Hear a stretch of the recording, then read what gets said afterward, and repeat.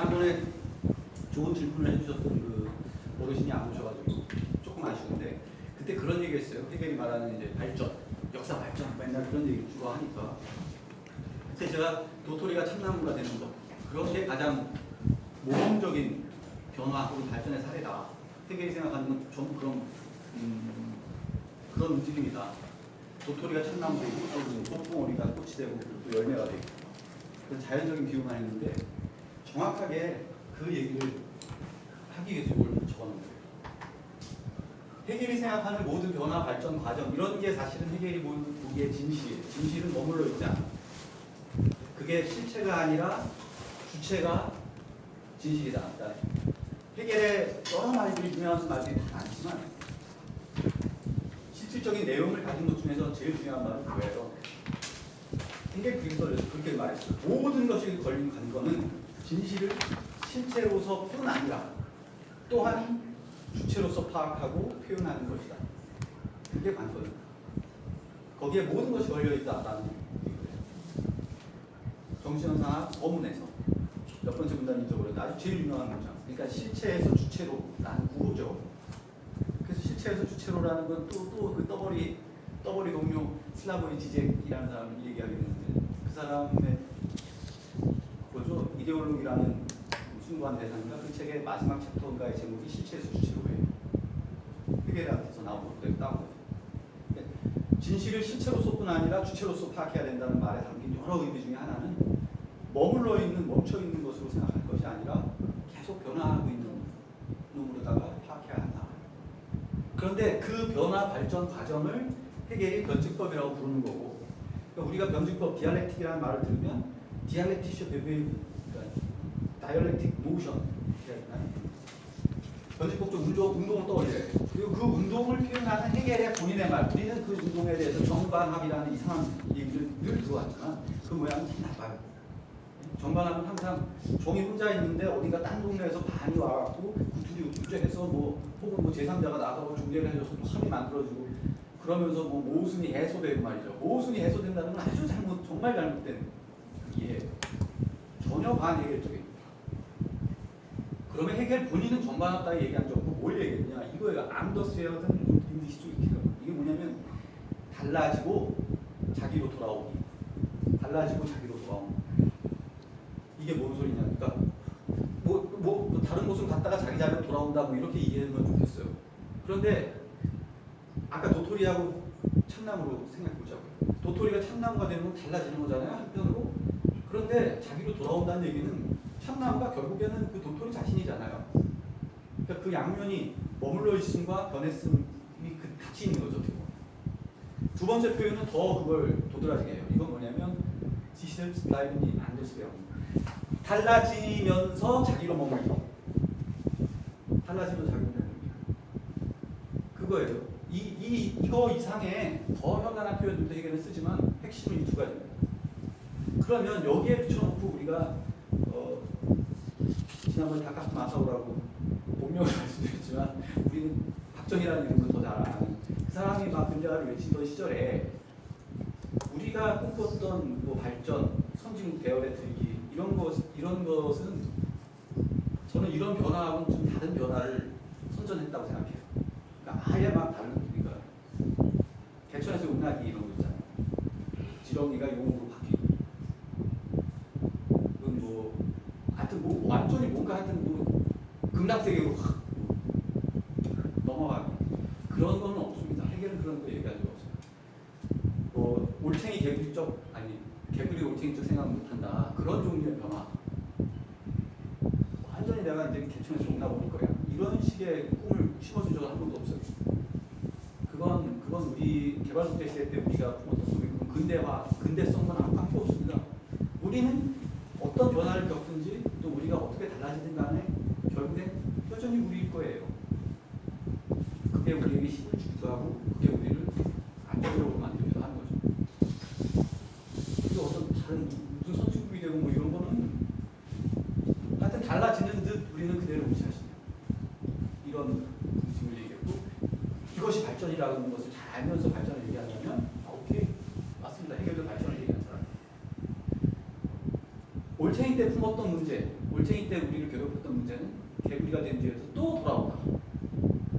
똑같이 지루하게 돌아오진 않지만 다른 형태, 조금 더 복잡해지거나 조금 더 세련돼진 모습. 그리고 우리는 그 문제를 풀어야 할 거죠. 그 얘기를 하고 싶었고, 또 하나는 이제 요거는 특히 이 영상 기록을 남겨둔다는 것에 큰 의미를 두고 있고, 아웃레는 이게 지향하다라고 번역합니다. 이 단어에 대해서 사람들이 다들 똑같이 상중 의미가 있다고 얘기를 해요. 그 상중 의미가 뭐냐면 꼭 이게 정관합하고 모양이 이게 딱 붙어 있죠. 어떻게 보면 상중 의미를 크게 폐지, 없애는 거죠. 폐지. 그 다음에 보존, 그다음에 상승, 이런 세 의미를 가지고 있다고. 상중 의미를 가지고 있다는 얘기를 계속 하거든요. 아웃헤븐이. 그래서 그런데 제가 강조하는 거는 해겔은 늘 이중 의미만 강조했고, 지난번에 제가 인용한 거 있잖아요. 정지향하다라고 안 하고 거두다라고 번역하니까, 거두다라고 제가 쓰면 거두기는 부정하기인 동시에 보존하기다. 그리고 그 예로다가 곡식을 거두는 얘기만 있어요. 그죠? 근데 부정하다, 우리말 거두다가 부정하다는 뜻을 가질 때는 많아요. 그죠? 법령을 거두는 거, 명을 거두어 주십시오 할 때 그 얘기. 목숨을 거두러 왔다도 마찬가지고. 거두다는 건 분명히 부정적인 의미가 있어요. 긍정적인 의미는 내 식소를 거둔다, 내 고아들을 거둔다, 뭘 하여튼 잘 보살핀다는 의미도 분명히 갖고 있다. 그런 이중 의미고, 해겔도 그 이중 의미란 말이에요. 그런데 자꾸 정과 반이 이렇게 해갖고 뭐 어떻게 돼갖고 그거가 상승해서 다음 단계로 올라가는 그런 의미가 지양에 있다. 그래서 지양이라는 글자 자체에 양은 무슨 높은 양자 안에 그래서 뭐 위로 올라간다. 그것에 대한 제 설명이 지금 나눠드린 그리고 그 글에 이제 제가 써본 건데, 요점은 간단해요. 아우프레벤에는 상승의 의미가 있어요. 정확히 이 말이 그냥 아우프가 영어 업에 해당해요. 업. 헤벤이 이게 이거 헤벤은 제일 비슷하게 생긴 고르면 영어에 히브라는 단어가 있어요. 히브가 이렇게 부풀어 오르는 거예요. 올라가는 거예요. 그래서 upheaval 이렇게 하면 upheaval 이게 뭐냐면 봉기하다, 봉기 있죠. 봉기의 뜻도 되고, upheaval이 지형에서는 구름 이렇게 솟아있는 구름을 뜻해요. 그러니까 이 단어 자체가 약간 위로 올라온다는 뜻이라고, 들어 올린다는 뜻이야. 그냥. 그런데 보통 이 뜻을 생각하는 것 같아요. 삼중 의미를 얘기하는 사람들. 분명히 일본에서 얘기했을 텐데. 그러니까 들어 올린다는 뜻도 있다. 오케이, 좋아. 근데 그게 상승하고 더 높은 수준으로 올라간다는 뜻에 들어 올리느냐? 아니라는 겁니다. 제 얘기는. 이 아웃헤벤은 기본적으로는 없앤다는 뜻이에요. 아웃헤벤은 취소한다, 없앤다. 구글 사전에서 찾아보세요. 영어도 독일어 아웃헤벤 치면 영어에 캔슬 나옵니다. 캔슬. 첫 번째 뜻은 없애는 거예요. 들어 올리는 게 없애는 것을 뜻하는 사례가 뭐가 있어요? 농사를 맥락으로 삼지 않으면 이해할 수 없는 겁니다. 뽑아버리는 거예요, 이게. 아웃헤벤은 이건 무슨 이렇게 상승시켜서 높은 곳으로 올려드리는 게 아니라 뽑아드는 겁니다. 뽑아드는 거. 뽑아 올리는 거. 식물에게 죽음이라고. 하지만 그 식물의 다음 세대에게는 아주 고마운 일이잖아요.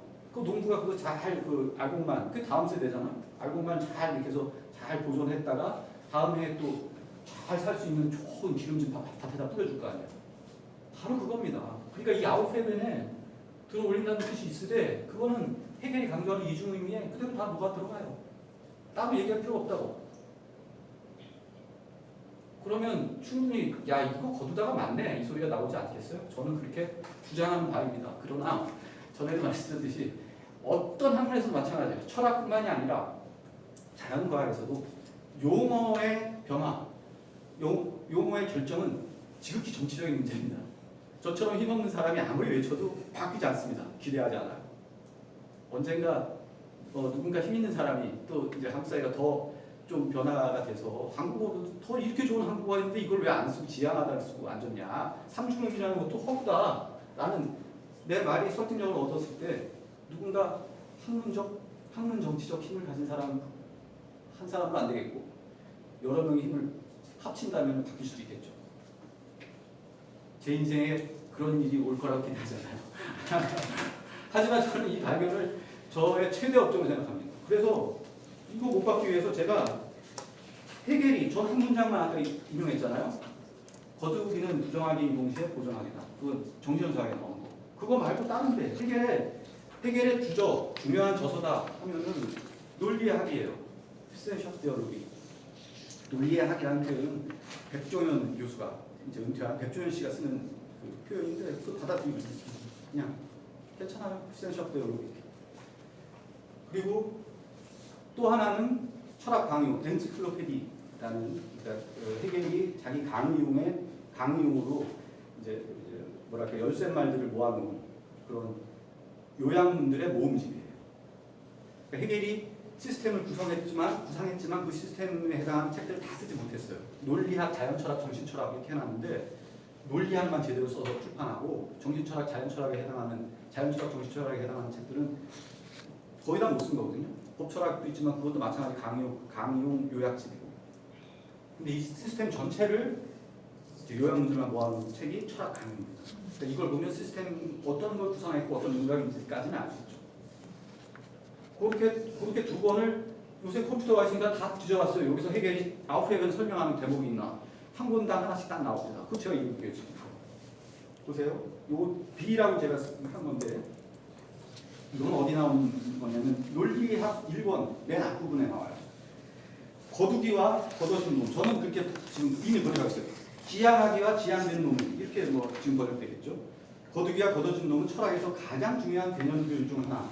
어디에서나 다시 등장하는 기본 규정이다. 이 규정의 의미를 정확히 파악하고 특히 무로부터 구별해야 한다. 거둬지는 놈은 그 거두기를 통해 무로 되지 않는다. 무 이거 참 안 좋은 표현. 없어지지 않는다는 뜻이에요. 무는 단박인 놈이다. 이런 거 잘 이해 안 돼서 넘어갑시다. 반면에 거둬진 놈은 매개된 놈이다. 거둬진 놈은 존재하지 않는 놈이지만 존재에서 비롯된 결과로서 그러하다. 그러므로 거둬진 놈은 자기가 유래한 출처의 규정성을 여전히 그 자체에 지니고 있다. 그 다음이 중요해요. 거두기는 언어에서 독일어를 뜻해요. 언어에서 이중 의미를 지녀서 자 해겔이 이렇게 얘기하는데 이런 걸 보고서 왜 자꾸 삼중 의미를 얘기하냐고. 이중 의미를 지녀서 보존하기, 유지하기 정도를 뜻하는과 동시에 그치게 하기, 끝내기 정도를 뜻한다. 보존하기 자체가 이미 부정적인 측면을 포함한다. 무언가가 유지되기 위하여 그 무언가의 단박성으로부터 따라서 외적인 영향이 개방된 현 존재로부터 떼어내어진다는 측면을 말한다. 요컨대 거둬진 놈은 또한 보존된 놈이며 단지 자신의 단박성을 잃었을 뿐 없어지지 않는다. 상술한 거두기의 두 가지 규정을 이 단어의 두 가지 의미로 사전에 등재할 수도 있다. 그러나 한 언어가 동일한 단어를 서로 맞선 두 규정을 표현하기 위해 사용하기에 이르렀다는 점을 주목해야 할 것이다. 통찰적 사유의 관점에서 보면 언어 안에 그 자체로 통찰적 의미를 가진 단어들이 있다는 것은 기쁜 일이다. 독일어는 그런 단어를 여러 보유했다. 자, 이 독일인으로서의 자긍심. 나도 한국인으로서의 자긍심이 있어. 우리도 있어. 거두다. 똑같아. 시도 읽어볼까요? 요거는 철학 강의. 여기에서 우리 독일어 표현 아우프헤벤 거두다의 이중 의미를 상기할 필요가 있다. 거두다는 한편으로 치워버리다, 부정하다 정도를 뜻하며 이 뜻에 맞게 우리는 예컨대 법, 제도 등이 거둬진다고 말한다. 여기에다 지향된다고 하면은 우리 말에 통해요? 법과 제도를 거두잖아 우리가. 그렇잖아요 법령을. 하지만 또한 거두다는 보존하다 정도를 뜻하고 우리는 이 뜻에 맞게 무언가가 잘 거둬진다고 말한다. 똑같다니까요 이게 독일어에서도. 이 어법상의 이중 의미에 따라 동일한 단어에 부정적 의미와 긍정적 의미가 부여되는데 이것을 우연한 일로 간주하지 말아야 하며 심지어 혼란을 유발한다면서 독일어를 비난할 거리로 삼지 말아야 한다. 오히려 이것에서 우리 언어의 한낱 지성적 양자택일을 넘어서는 통찰적 정신을 알아봐야 한다. 이게 해겔의 일관된 얘기입니다. 뭘 여기에다가 뭘 삼중을 집어넣어서 이건 뭐 다른 전거가 있으면은 찾아오세요. 자신 있습니다 저는. 해겔이 가장 자기한테 중요한 그 저서 2권, 3권에서 이렇게 이중 의미를 3번이나 강조했는데 어디서 다른 데서 삼중 의미를 말했을까요? 그럴 리 없다고 생각해요. 통찰적 정신 계속 통찰하는 통찰 이렇게 하면 슈페클라티브 보통 사변적 이렇게 번역하는 건데 사변적이라는 말이 굉장히 이제 일상적으로 부정적 의미를 많이 띠게 되기 때문에 저는 통찰적으로 봅니다. 상반되는 양쪽을 한꺼번에 끌어안을 수 있는 그거는 통찰이죠. 사변보다는 그런 의미여서 그렇게 생각했어요. 여기까지가 지난 시간에 대한 애프터 서비스였고요. 그 다음에 지난 시간에 우리는 1장까지만 얘기하고 2장, 3장의 인물들은 얘기하지 못했어요. 기억하시죠? 1장에. 그럼 여기 보시면서 그거는 광고주가 나오고 1장의 인물은 사실은 말 없이 모든 감각으로 체험하는 지금 여기 혹은 이것 혹은 이 느낌 이렇게밖에 말할 수 없는 무언가가 진실이다라고 믿었던 자죠. 그러면서 이 사람이 꼭 집어서 속으로 가리켰던 거는 철저한 개별자예요. 그죠? 철저한 개별자. 지금 이 순간 나에게만 누구하고도 공유할 수 없는 어떤 것이지. 그게 사실은 그렇게 충실하고 그렇게 친밀하고 풍부한 만큼 공유할 수 없다, 말로 할 수 없다, 혹은 유지될 수 없다는 의미에서 더럽고 참담하게 공허하다고 제가 말씀드렸었어요. 그거를 스스로 딱 느끼면서 무너지는 건데 이때 사실은 드러난 바가 뭐냐면은 진실이 어쩔 수 없이 가질 수밖에 없는 개별성의 측면과 일반성의 측면이 사실 드러난 겁니다. 진실은 일반성도 가져야 하고 개별성도 가져야 해요. 그것에 충분히 고개를 끄덕일 수 있다면 철학에 굉장히 높은 경지에 오셨어요. 우리는 아리스토텔레스 선생을 여기서 또 언급하지 않을 수 없어요. 그러니까 제가 철학을 얘기할 때 맞선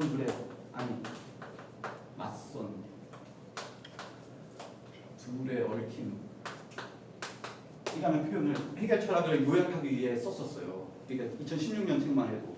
그 다음에 이것만 해도 자꾸 정반합을 떠올리게 만드는 폐해가 있기 때문에 요새는 다름이 함께 있음이라고 바꿨지. 또 이게 좀 진화해가지고 다음에 몇 년 지나면 또 뭐가 나올지 몰라요.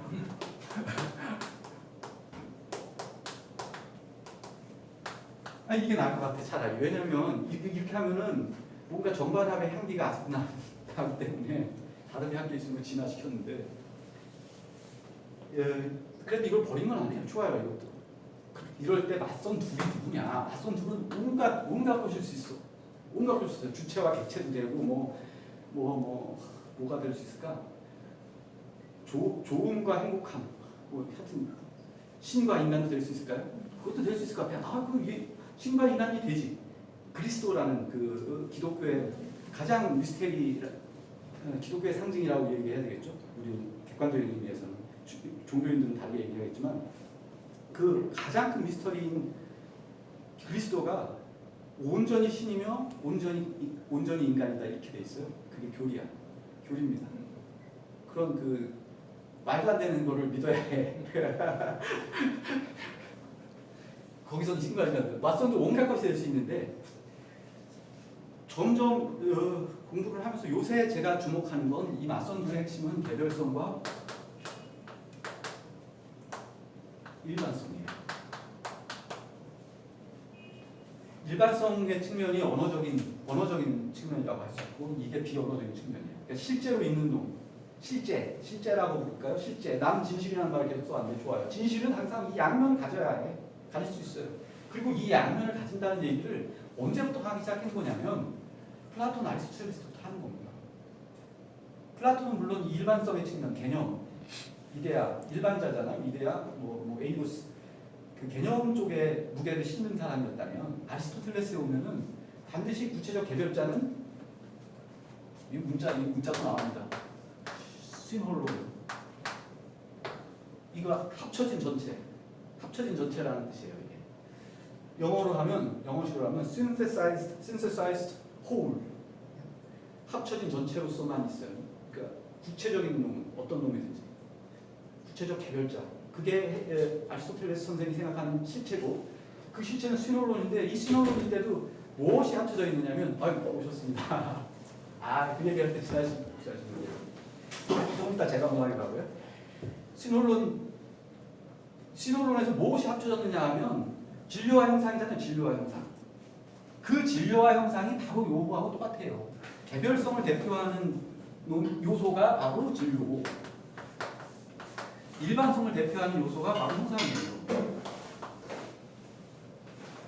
그러니까 이때의 문제의식이 변함이 없이 그냥 여기서 또 변주되는 겁니다. 우리는 이런 걸 너무 몰라요. 그러니까 자꾸 최신으로만 가는 거예요. 최신으로. 이거 뭐 내가 그 다른 데서 강연하고 막 그러면 막 자꾸 막 지색 얘기하고 뭐 바디로 얘기하려고 그러고 지금 들레즈 얘기하려고 그러고 막 그래요. 안타깝게도 내가 몰라. 그 친구들은 잘 몰라. 그러나 한 가지 확실하지. 그 책에서 무슨 새로운 얘기가 나올 건 없다. 나왔을 리가 없다. 언제나 저도 그것까지 공부하고 이제 그 친구들하고 더 잘 배워야 하지만 조금은 안타까워요. 이런 배경을 알고 보면 되는데 어쨌든 철학자에 따라서 어느 쪽에 무게를 실어주느냐는 굉장히 다른 여러 유형이 나타나지만 개별성과 일반성 둘 중에 어느 하나를 버리는 건 있을 수 없는 거예요. 진료 형상이었고 언어로 얘기하면 이쪽이 언어적 측면, 이게 비언어적.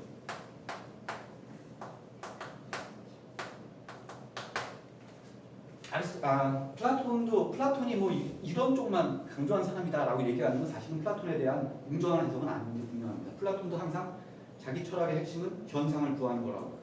현상을 구하는. 감각을 통해서 만난 이 측면을 완전히 배제하려고 했던 철학자는 결코 아니에요. 그런 철학자는 오히려 플라톤이 맞서 싸우려고 했던 파르메니데스가 그런 사람이었죠. 그리고 파르메니데스처럼 완전히 이런 개별성의 측면을 완전히 버리려고 하면 결국 존재라는 존재라는 그 하나만 남은 상태에서 굉장히 헐벗은 그야말로 지고의 경지에 오른 것 같은데 모든 것이 그냥 한 덩어리로 딱 보이는 거지. 존재 단 한 덩어리고 변화는 없고 오직 그것뿐이다. 아, 대단한 경지인데 대단한 경지인 그 순간에 곧바로 바로 뒤집혀서 가장 참담하게 빈곤해요. 그런 면에서 일장을 다시 보면 재밌죠. 일장에서 오히려 개별성을 오로지 흉처럼 궁극의 개별성만을 진실로 취하려고 했던 자가 자기 입에서 바로 자인을 외치습니다. 자인 딱 한마디밖에 못하는 그 자인 존재예요. 자인 이거 한마디밖에 못하는 파르메니데스가 똑같은 사람인 거예요. 이거 지금 여기 이것만 얘기합니다. 그러나 우리가 주목해야 될 것은 진실은 맞선들의 얽힘, 구체적으로 더 맞선들의 얽힘은 여러 방식으로 변주되지만 개별성, 일반성의 합쳐진 전체 신호로 복합체라고도 하고 이걸 개별성과 일반성의 양면을 지닌 그런 복합체로서만 존재합니다. 그리고 이 말을 저는 간단하게 쉬운 말을 드릴게요. 이 사과 저는 사과를 좋아하는데 이 사과는 뭐예요? 사과 유형에 속한 이 사례죠. 유형과 사례라는 말을 쓰자. 유형과 사례. 무엇이든지 우리가 무엇에 대해서 논하든지 그 무엇은 어떤 일반적 유형에 속한 특수한 혹은 개별적 사례예요. 그것을 일컬어서 우리는 unable 이렇게 쓰나요? 틀려도 괜찮아, 상관없어. 하여튼 unable이 무슨 뜻이냐? 타이프, 애플 타이프에 속한 unexemplare라는 뜻이에요. an example of the type 애플 이렇게 이해할 수도 있지. 그런 식으로 이해한다면 이미 우리는 유형과 사례를 같이 좀 분리해서 설명했죠. 개별성과 개별자로서의 성격, 사례라고 부를 땐 개별자로서의 성격을 가졌다는 얘기를 했고, 그 다음에 어느 유형에 속한 것이다라고 얘기할 때는 일반성의 성격을. 그게 바로 그런 데 있어요. 이렇게 쉬운 듯 하면서 근데 그거에 철학의 모든 걸 다 뺏고 있다고 난 진짜 그렇게 생각해요.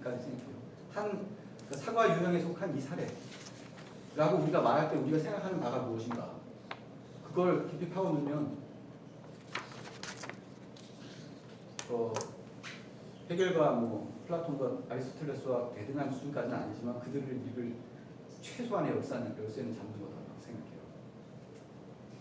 그래서 이랬는데 두 번째 인물은 그러면 이 배경에서 보면 어떤 거냐면 첫 인물은 이걸 보면서 나는 개별자만 잡을 건데 얘는 아직까지 개별성, 일반성, 얽힘으로서의 진실을 물론 감당 못할 정도가 아니라 그 진실이 그렇다는 것도 예견도 하지 않았기 때문에 너무너무 황당할 뿐이야. 나는 개별자를 집었는데 내 입에서 그 개별자를 가리키려고 하는 말은 철저한 일반자를 말할 수밖에 없네. 나는 망했네. 그걸로 끝이야. 근데 그러니까 정신현상에서 1장에서 2장으로 넘어가 3장으로 넘어가는 건 우리가 이렇게 얘기합시다. 이것도 발전이고 변화인데 발전 변화에 대해서 얘기해. 이어달리기예요. 이어달리기. 그러니까 1장의 주인공이 거기서 좋은 깨달음을 얻어갖고 그렇구나. 알고 보니 맞선들이 얽힘, 즉 개별성과 일반성을 둘 다 포괄한 어떤 것을 진실도 내가 이제부터 주장해야 되겠고 그러면서 2장으로 넘어간다고 생각하지 말고 첫 주자는 거기서 무너지면서 쓰러지고 그 첫 주자가 야 난 망했어 라고 얘기하면서 건네주는 바통을 둘째 주자가 받아서 거기서 뛰기 시작하는 거예요. 왜? 둘째 주자는 이렇게 봤다고 생각합시다. 그 걔가 무너지는 모습을 보니까 개별성과 일반성을 한꺼번에 지닌 어떤 대상을 얘기하는 것이 진실에 더 가깝겠는걸. 그런데 개별성과 일반성을 한꺼번에 지닌 대상을 우리는 얘기하고 있어. 알고 보면 얘는 알아. 사물, thing. 우리 언어에서도 thing이 그런지 모르겠지만 적어도 해겔은 독일에서는 thing이에요. 이것 지금 여기 이런 말과 달리 thing 이 말은 그 안에 개별성의 측면과 일반성의 측면을 둘 다 지닌 그런 개념이야. 우리 그런 개념 쓰고 있어. 야 바통 나한테 넘겨. 이제부터 내가 한번 감당해볼게. 그리고 2장이 시작돼. 그렇게 이해하면 돼요. 아시겠죠? 그러니까 1장에서 일어났던 그 참사를 이거 참사 아닌데 나는 감당할 수 있을 것 같아. 야 나는 딩이라는 개념을 갖고 있어. 딩이라는 개념이 바로 그렇게 이미 이런 개별성 일반성의 얽힘을 표현하고 있긴 해. 그런데 얘도 한계가 있지. 그 얽힘이 구체적으로 어떤 건지에 대해서는 잘 몰라. 다만 야는 이것만 알고 있는 거지. 개별성 앤드 일반성. 그 앤드가 무슨 뜻이냐? 그 앤드가 무슨 뜻이냐를 잘 설명 못해서 얘도 이제 끝날 거야. 다음 주에 넘겨줄 수밖에 없어요. 그렇게 가는 겁니다. 그래서 2장의 인물 지각인데 지각, 사물 그리고 착각인데 여기서 이 2장의 인물이 그 앤드를 알매도 불구하고 감당이 안 돼. 어떻게 개별성과 일반성이 융합이 됩니까? 쉽지 않잖아. 아니, 그러니까 낮은 수준에서 아무튼 처음 만나니까 야 이거 개별성도 쥐고 일반성도 쥐어야 되는 건 맞아. 근데 이게 엔드니까 독일의 해겔은 그래서 독일은 운트잖아요. 운트도 쓰고 실제로 쭈잔맨이라는 말도 써요. 이게 함께거든. 함께 투게더. 그 개별성의 측면, 일반성의 측면이 투게더로 있는 거 맞아. 투게더. 근데 거기까지야. 이게 투게더 이상의 말을 못 해주는 거지, 야가. 그러다 보니까 얘는 어떤 그 꼼수 내지는 다 자랑하고 딱해요. 그러니까 우리 꼼수라고 얘기하지 말고 야는 결국 어떤 선택을 내리냐면 한쪽을 제끼는 거지. 이 순간에는 개별성을 제끼고 일반성만 진실이야 했다가 다음 순간에는 또 생각이 바뀌어갖고 일반성을 제끼고 개별성만 진실이야. 이런 식으로 뭐랄까 널뛰기 혹은 뭐 쳇바퀴 돌리기 왔다리를 해. 그러면서 이 친구가 들여오는 개념이 착각입니다. 좀 묘하죠? 착각이라는 걸 이게 이 친구의 얘기가 뭐냐면 제낀다는 게 나의 착각이야, 나의 착각 이렇게 하는 겁니다. 내가 뒤집었어, 내가 또 맡아. 사실은 낯선 진실의 양측면인데 낯선 진실의 양측면이 저렇게 있고 그것에 대해서 내가 할 수 있는 말은 쓰자면 뭐 이런 것밖에 없고 야 이게 어떻게 둘이 같이 있을 수 있는지 내가 도저히 감당할 수 없으니까 얘는 도리어 둘 중에 하나는 요건 헛것이요, 요건 헛것. 요건 내가 바보라서 이게 이런 게 보여. 요건 헛것이고 이건 진실이야. 이런 생각. 일반성이 진실이고 개별성은 내가 본 착각이다. 그런데 이렇게 해서 무마가 잘 안 되겠죠? 잘 안 돼. 그 무마가 안 되는 얘기가 뭐 자세하게 써 있는데 너무 어려우니까 안타깝습니다. 사실 세계의 글은 재밌는데 읽기 어려워. 그러니까 그 다음 순간에 또 이렇게 얘기를 하다 보니까 오히려 반대야. 아니요. 일반성의 측면이 내 착각이고 개별자의 측면 이게 저기인데 이게 진실인 걸 이렇게 생각이 바뀌어요. 그러니까 사실은 착각 가능성을 의식하고 일부 요소를 내 착각이야라고 하면서 내가 떠맡는 거야. 내가 떠맡는데 요게 나쁘게 보면 뭐냐면 요게 꼼수가 있는 꼼수. 제가 여기 표현한 거는 진실을 치우치게 안정화하려는 행동을 하는 거야. 치우치게. 진실 전체를 보지 못하고. 왜? 진실 전체를 보면 내가 도저히 감당이 안 되구나. 그러니까 진실의 반만 진실이다 내가 이렇게 인정하고 나머지 반은 나의 착각이야. 차라리 나에게 책임을 물어줘. 그런데 더 높은 뭐랄까 철학자의 수준에서 보면 그건 아니지. 그게 오히려 틀렸어. 야, 왜 너의 착각이겠어? 이렇게 아마 나올 거예요, 철학자는. 그래, 너의 착각이라. 그래, 그럴 수도 있겠는데 너가 왜 그런 착각을 할까? 그러면서 자꾸 그 착각을 다시 이제 탐구하게 만들고 그 착각에서 긍정적인 의미를 읽어내게 만들어서 그 착각을 복권시키려고 할 거예요. 그런데 이 지각이라는 인물은 그런 의미에서 어떤 일부를 착각으로 치부하는 게 아니야. 이 사람은 거기에 착각이라는 넷대로 딱지를 딱 붙여갖고 얘는 그냥 집게고 싶은 거야. 휴지통에 딱 넣고 싶어. 작화 밑으로 쫙 집어넣고서는. 자, 왜? 이 친구는 이 의식장애 있는 친구들이 다 마찬가지인데요. 이렇게 막 복잡하게 이거 서로 모순적인 최소한 서로 맞선 두 요소가 함께 있는 이런 거를 감당하지 못해. 어려워. 그러니까 얘네들은 하여튼 뭔가 균일화되어 있고 안정화되어 있는 것이 진실이라는 패러다임을 갖고 있거든요. 그래서 그 패러다임에 맞게 최선을 다하는 거지. 그래서 이자는 그런 식입니다. 우리는 사실 살면서 이런 행동을 많이 해요. 특히 저는 사람을 평가할 때 이런 행동을 많이 한다고 봐. 사람은 누구나 다 악하고 선한 면을 다 갖고 있어요. 근데 어떤 때는 저 새끼 악한 놈이네. 선하다는 건 내 착각이었어. 그래서 딱 정리를 해. 근데 이제 며칠 더 지나가니까 아니거든. 저 새끼 원래 선한 놈이네. 나 악한 거는 내 착각이었구나. 그렇게 몇 번 너무 유치하게 말씀드렸습니다만 어린애 때는 더 많거나 아무리 어린애 아니더라도 우리 그럴 때 많죠. 정답은이죠. 세상에 선하기만 한 놈은 없고 악하기만 한 놈은 없어요. 절대로 둘 다 있거든. 근데 그거를 잘 보면서 주타기를 하기 어렵거든. 그러니까 이제 우리는 보통 이렇게 치우친 안정화를 시도하죠.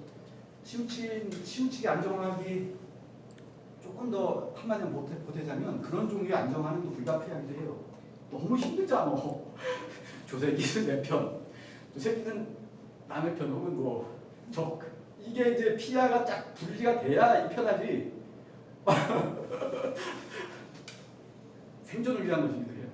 이런 전술을 쓰는 그런 면에서는 장애 딱 하고 여기까지만 하고요. 그 다음에 그러면 얘가 이렇게 해서 무너졌어. 그러면 얘가 무너지면서 세 번째 주자에게 바통을 건네주면서 준 교훈은 뭐였어요? 그렇게 갈라치기 수법으로는 안 된다. 한 측면은 진실로 놓고 반대 측면은 나의 주관적 착각이다. 하나는 객관이고 하나는 주관이다. 이런 식으로 갈라치기는 안 된다. 그건 안 되니까 이제는 어떻게든 양면을 다 객관적으로 그 자체로 있는 놈들의 세계에다 놓고 즉 개별성과 일반성을 둘 다 진실의 양면을 인정하면서 얘네들을 어떤 식으로든 한번 뭉쳐봐야 되겠다. 해결식의 표현은 매개해봐야 되겠다. 그런 시도를 하기 시작하고 그래서 세 번째 장에서 나오는 인물은 힘이라는 개념도 가지고 나오고 이 인물의 이름은 지성이에요. 그리고 왜 지성이라는 이름이 나오는지 이런 거는 묻지 말고 저도 관심도 없습니다. 우리 일반인에게 그렇게 중요하지 않아요. 이 개념이 중요해. 오히려 여기서 드디어 현상이란 말이다. 현상과 감각 넘어 세계. 우리가 현상과 감각 넘어 세계를 운운할 때 우리는 사실 대상 세계를 이중화한 거죠. 이중화한 거야. 감각 넘어 세계가 예를 들면 감각 넘어 세계는 실제로 이 3장에서는 자연과학적인 얘기가 많이 나오고 법칙 이런 게 나오거든요. 감각 넘어 세계는 물리학책에 써 있는 그 법칙들의 세계라고 생각하면 좋겠어요. 그냥 일단 그렇게 생각합시다. 그러니까 현상에서 우리가 감각으로 만나는 개별자들의 세계가 있으나 그리고 또 현상 수위 여러 가지로 다 막 병시될 수 있잖아요. 막 복잡하게 예를 들면 하늘에서 나무가지에서 사과가 떨어진다, 달이 지구를 돈다 이런 여러 가지 현상이 있으나 그것의 진실은 단 하나의 중력 법칙이다. 이런 거. 야 이렇게 되면 잘 여럿인과 하나인 혹은 개별자들과 일반자가 잘 어우러졌잖아.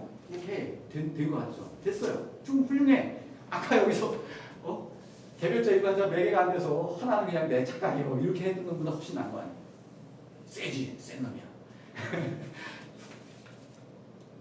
자연과학자들 바깥에 있는 내 바깥에 있는 무언가 있는 그대로의 무언가가 진실이다라고 믿는 사람들이 개별자, 일반자를 매개하는 개별성 일반성을 매개하는 가장 모범적인 방식은 그렇게 자연과학적 법칙을 운운하면서 현상과 법칙을 얘기하는 방법일 거예요. 그럼 이거는 어떤 문제에 부딪혀서 그럼 또 무너져야 하느냐? 이건 까다로운데 결론적으로 이런 질문을 하면 돼요. 본질과 현상으로 바꿔도 돼요. 근데 해결은 재미있게도 여기서 본질이라는 개념을 쓰지 않는데 본질과 현상이라는 개념을 써도 돼요. 본질과 현상으로 이중한 거군요. 본질이라는 놈이 말하자면 일반성의 측면을 맡고 현상이 개별성의 측면을 맡아서 진실은 본질과 현상으로 이루어졌다. 이렇게. 근데 해결이 물고 들어가는 건 뭐냐면 본질과 현상이 과연 구별이 돼? 이거예요. 본질은 현상으로 나타나야만 본질인 거예요. 그런 의미에서 본질이 본질로서 그냥 혼자 있을 수가 없어. 본질은 항상 본질이 뭐야? 그럼 우리 현상을 얘기할 수가 없어. 그럼 이 현상 거꾸로 현상들을 보고 이 현상들이 막 적다는데 이것이 하나의 어떤 일반성으로서 이걸 포괄할 수 있는 뭐가 있어? 그게 본질이야. 그렇게 얘기하는데 그럼 본질을 얘기한다고 해서 본질이 다른 걸 얘기하는 건 아니잖아. 현상을 얘기하는 거잖아요. 그러니까 현상과 본질이 구별이 돼? 라는 질문 앞에서 이 사람은 이제 헷갈린다. 아니 구별이 이제 안 돼. 야 그러면 개별성과 일반성이 그냥 구별이 안 된다는 얘기야? 떡적으로 쫙 됐어? 아 이것도 그러니까 이 친구는 지금 개별성과 일반성을 어떻게든 매개하기 위해서 매개를 하긴 해야 되는데 그렇다고 와서 완전히 싹 붙어버리면 그것도 안 돼. 구별도 해야 되는데 이게 구별이 됐는지도 헷갈려. 그래서 이게 구별됐는지 둘인지 하나인지 둘인지 하나인가 둘인가 현상과 본질을 얘기할 때 우리는 두 가지를 말하고 있는 건가 아니면 하나를 말하고 있는 건가. 현상과 본질이 둘인데 하나라는 거를 어떻게 하기 위해서 매개항을 더 집어넣어요. 현상과 본질 사이를 매개할 수 있는 뭐를 하나 더 집어넣을까? 그런 건 하진 않는데 그런 건 하잖아요. 아무튼 결국 이 세 번째 인물은 구별 아닌 구별이라는 감당할 수 없는 무언가 앞에 부딪히고 이것은 깨달음이기도 하고 한계이기도 해요. 구별 아닌 구별.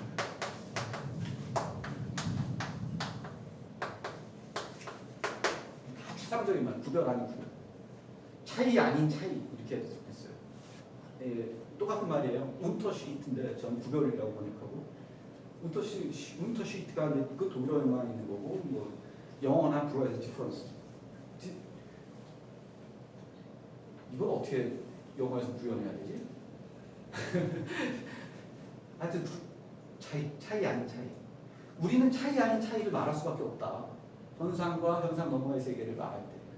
더 나아가서 여기가 이제 어떤 한 차원이 아닌 다른 차원으로서의 그 깨달음의 방향인데 더 나아가 여기서 나가 눈을 뜨는 거거든요. 구별하는 구별을 보면서. 그러니까 내가 이제 그것은 세계에 진실이 있다고 생각하고 세계 쪽으로 모든 것을 쏟아주고 거기에 관심을 기울이면서 나에 대해서는 관심을 가진 적도 없고 돌아본 적도 없었는데 세계가 이제 세계의 진실이 구별하는 구별이라는 것을 보는 순간에 저 세계라는 것과 그걸 보고 있는 나 사이에서의 관계도 구별하는 구별 쪽으로 움직이는 거예요. 그러면서 의식 전체를 가지고 있었던 패러다임, 나는 가만히 있고 쟤네들이 고스란히 진실을 가지고 있고 나는 그걸 이렇게 그냥 받들어 주어야 된다. 혹은 불러주시는 대로 받아 적어야 한다는 태도를 버리게 되지. 그게 의식장의 끝이에요. 3장에서 그러니까 3장에서 나온 이 구별하는 구별은 어마어마한 깨달음이면서 또 의식에게 있어서는 이제 더 이상 이 태도로는 진실을 찾지 못해. 나 자신을 봐야 되겠는걸? 이런 식으로 가는 거예요. 그리고 이 구별하는 구별을 부르는 다른 이름이 무한이에요. 무한. 사실은 이게 뭐 깨달음의 말이지만 이거 아무 실컷 욕해도 돼요. 해겔한테 이런 말이 많이 나오는데 해겔도 잘 알아. 이거 감당이 안 되는 말이잖아. 이게 뭔 소리야 이게. 구별하는 구별 뭔 소리야. 스스로 자기를 무너뜨리는 표현이잖아요. 구별인데 구별이 아니라고? 구별이 아닌데 또 구별이라고? 이런 소리예요. 그러니까 이거 앞에서 무너지는 거예요. 지성. 그런데 그 다음에 이제 이거 한 패러다임 한 스테이지가 이번엔 막도 내려와. 장면만 바뀌는 게 아니라 1막 2장, 1막 3장까지 되고서 여기서 큰 변화가 일어나고 여기서 막이 쭉 내려왔다 다시 올라가면서 4번 타자, 4번 주자가 출발하는데 그러면 4번 주자는 대단한 주자잖아요. 대단해. 이미 이제 자기의식이라는 다른 카테고리의 주자고 놀랍게도 구별하는 구별이라는 이 수수께끼 같은 문장이 제일 잘 구현되고 있는 사례가 이미 있어. 사례가 아니라 우리는 그런 개념을 갖고 있어요. 구별 아닌 구별을 이미 안에 품고 있는 개념이 나야 나. 아닌 것 같아요? 자기관계라는 생각이 나는 제가 2016년 책에서 주체를 그렇게 정의했는데 주체란 자기를 나라고 부르는 모든 각자다 이렇게. 주체 혹은 뭐 나 이런 말들의 핵심은 나와 관계 맺고 있다는 뜻이에요. 자기와 관계 맺고 있다고. 자기를 의식한다는 거 아니야? 자기를 의식한다는 게 나와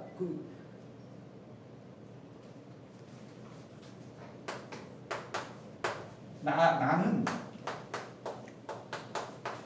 기본적으로 이거예요. 나는 나다 라는 문장으로 표현되는 나는 나다 라고 나는 문장을 뱉을 수 있는 놈이 나라고. 그쵸? 나는 나다라는 문장을 뱉을 수 있는 놈이 나야. 나는 나다라는 문장을 뱉을 때 나는 한편으로 나를 구별해야 돼. 그 구별을 보면서 나는 나다 이렇게 하는 거 아니야. 이게 한편으로 구별인데 그 구별이 구별 아니라고 선언하고 있는 거야. 그러니까 구별 아닌 구별을 선언하는 활동이 나야. 어떻게 보면 내가 나를 나에 대해서 뭐라고 서술하고 나에 대해서 뭐라고 하는 게 그것까지 가는 겁니다. 맞습니다. 이거는 뭐 해결만의 통찰이 아니라 사실은 주어수로 문장 자체에서 주어수로 문장이 무엇은 어떠하다가 제가 이제 주어수로 문장의 가장 기본적이거든요. 무엇은 어떠하다라는 문장이 표현하는 바가 뭐예요? 무엇과 어떠함이 다르다는 거야, 같다는 거야? 같다는 걸 선언하고 있죠. 근데 그 같다는 선언을 하기 위해서 일단 달라서 다르게 놔야 되잖아. 안 그러면 문장이 성립도 할 수도 없으니까, 그죠? 그러니까 구별하고 그 구별을 무마하고. 그러니까 오로지 같다는 의미만 그 문장에 있으면, 그러니까 무엇은 어떠하다 해서 무엇과 어떠함이 같다는 오로지 같은이라는 그 문장이 표면적으로 말하는 바만 그 문장에 담겨 있다면 그 말을 함과 동시에 그 문장은 무너져야 돼. 그렇잖아. 아니 그럼 같은 놈을 어떻게 또 나눠서 그렇게 써놓나? 고맙습니다. 이런 말장난을 즐겁게 들을 수 있는 사람이 세상에 많지가 않아요. 근데 거기에 어마어마한 수수께끼 사실은 다 들어있어요. 거기가 또 걷어지는 거예요. 그러니까 그 다름이 달라요. 다른 그 무엇과 어떠함은 내 구별이 있기 때문에 그 문장을 쓴 거고 그 문장을 씀으로써 무엇과 어떠함의 다름은 사라지는 게 아니라 걷어지는 겁니다. 그것하고 똑같이 나와의 관계에서도 그러니까 지금은 이게 예고하자면 지금은 나는 나다 이렇게 했잖아. 이게 이제 야바이가 막 진행되면서 이게 너로 이렇게 딱 갑니다. 이게 이렇게 되면 이제 자기의식을 하고 싶은 말이 다 되는 거예요. 이 야바이를 어려워요. 저도 어려운데 가는 길은 이거다. 지금은 일단 나인데 나 구별 아닌 구별라서 구별 아닌 구별이라는 우리의 어떤 뭐랄까 신비의 망했을 때 이건 지성을 망하게 한 그 수수께끼 내지는 무슨 신탁이 뚝 떨어진 거지. 너의 진실은 구별 아닌 구별입니다. 딱 떨어지는 순간에 이 지성 아까 의식 단계에서 지성은 난 망했다 무슨 뭐 무협지식들에게는 피를 토하면서 이제 딱 쓰러진 건데. 이 문구에서 지금 처음 출발점에서의 나 그리고 지금 말씀드렸듯이 나는 나다 그리고 무엇은 어떠하다라는 말에서도 그 문장이 표현하는 바는 양자의 차이 없습니다 라는 쪽에 무게를 싣는 그런 관점은 구별 아닌 여기에다 박점을 찍는 태도죠. 구별 아닌 자기의식 4장인데 자기의식 내내 이게 우세해요. 구별 아닌 쪽에 힘을 주고. 그런데 이제 이 성장에 오면 이쪽으로 힘을 줬던 게 없어지고 이거 전체를 제대로 보려고 애를 써요. 즉 다름과 같음을 한꺼번에 보려고 애를 쓰는 거지. 나와 세계 사이에서의 다름과 같은 걸 한꺼번에 보려고 애를 써. 이성이라고 여기 광고에 있는 오잔스 등장. 자기의식장에서는 그러니까 이제 돌이켜 보면 의식 때는 의식 그 일막 의식이 있었던 퍼스트 스테이지인가요? 일막에서는 이 문구도 등장하지 않았었지만 이제 2막의 수준에 이르러서 우리가 돌이켜 보니까 1막에 등장했던 인물들은 어디에 방점을 찍었던 애들이냐면 여기에 방점을 찍었던 애들.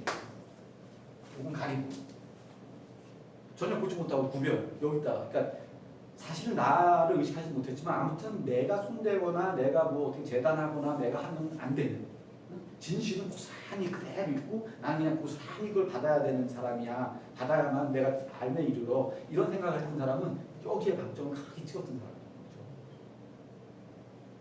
그러니까 자기는 진실 바깥에 있어.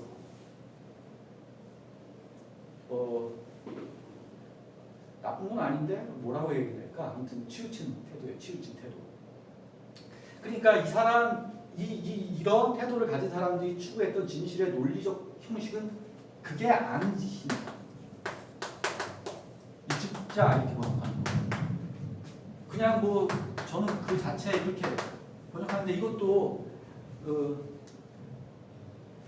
그 자체라고 하지만 때때로 더 표현하고 싶을 땐 그냥 그 자체로 그러함. 그냥 그 자체로 그러함. 이렇게 얘기하니까 우리 언어에서는 자연하고 똑같은 말이 되는데요. 네, 이 그냥 그 자체로 그러함. 이게 나중에 4장에서는 하여튼 생명으로 그냥 그 자체로 그러함. 존재죠, 존재. 이런 애들을 진실로 얘기하는 거예요. 논리적으로 보면. 여기에 방점을 찍는 거예요. 그리고 이제 지금 나가 출현하는 데까지 얘기했죠. 그리고 지난번 이제 인쇄물을 보면 자기의식의 위태로움이라고 제가 딱 한마디만 했는데 오늘은 이 자기의식 부분을 더 잘 얘기할 거고요. 근데 오늘 얘기할 걸 아직 못했네. 조금만요. 왜 위태로우냐면 결국엔 자기의식은 구별 아닌 구별에서 구별 아닌 쪽에 방점을 찍는 애들이에요. 그런데 자 여기가 재밌습니다. 이것에만 방점을 찍으면 자기 스스로가 무너집니다. 그러니까 이거는 똑같아. 아까 무엇은 어떠하다가 무엇인가 어떠함이 같다는 거야, 엄마. 이거는 무엇인가 어떠함이 같다는 거. 나는 나야. 이 둘 사이에 어떤 거리도 없어. 나는 나야. 하는 순간에 나나 관계로서의 나가 무너지잖아. 무엇인가 어떠함이 확 융합되는 그 순간에 다시 뭐 이것 쪼그라들고 말든지 존재로 쪼그라들고 말든지 더 이상 무엇은 어떠하다라는 문장 자체가 성립할 근거가 없어지잖아요. 그러니까 다름이라는 것을 다름을 그런 식으로 망고만으로 일방적으로 폐지해서는 안 돼. 다름을 어떤 식으로든지 보존해야만 내가 그 다름이 아니야. 그게 구별이 아니야. 라는 말을 할 수 있어, 나는 사실은. 이렇게 얘기해도 돼요. 나는 지금 세 개의 진실이 있는 줄 알았는데 세 개의 진실이 없네. 이 배신자 혹은 배신도 아니지. 직업자는 뭐라고 얘기해야 되나 이거? 어느 순간 내가 배신당했다는 쓰라린. 세 개는 없어. 이야 참 내가 이쪽 1장, 2장, 3장까지 개고생을 하면서 세 개를 쳐다봤건만 세 개의 진실이 없었다. 에이씨 너는 없어져라.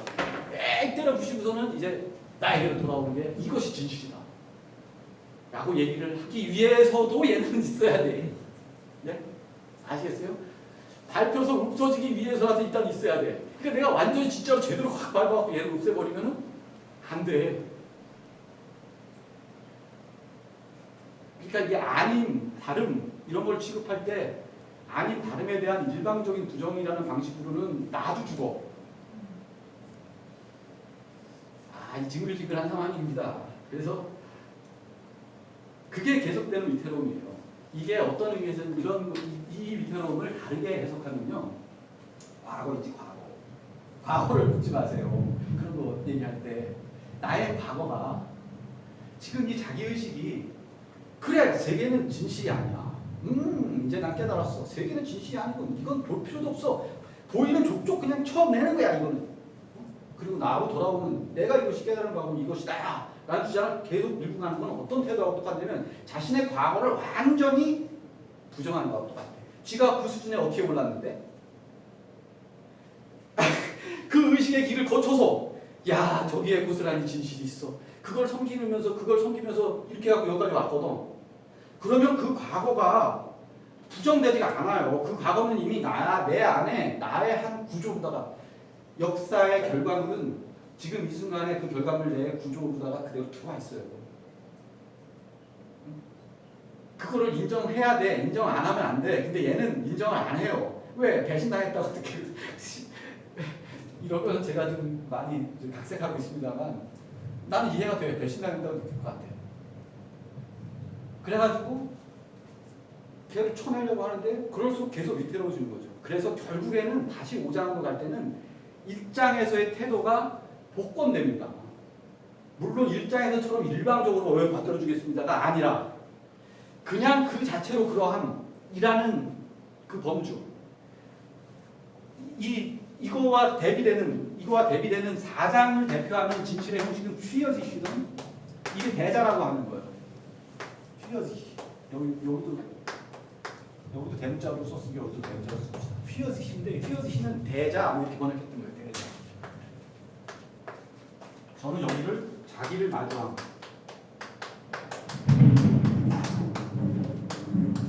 자기를 마주함을 하는데 이게 무슨 뜻이냐면 무엇이든 간에 이것이 내 뜻대로 이게 나여야 해.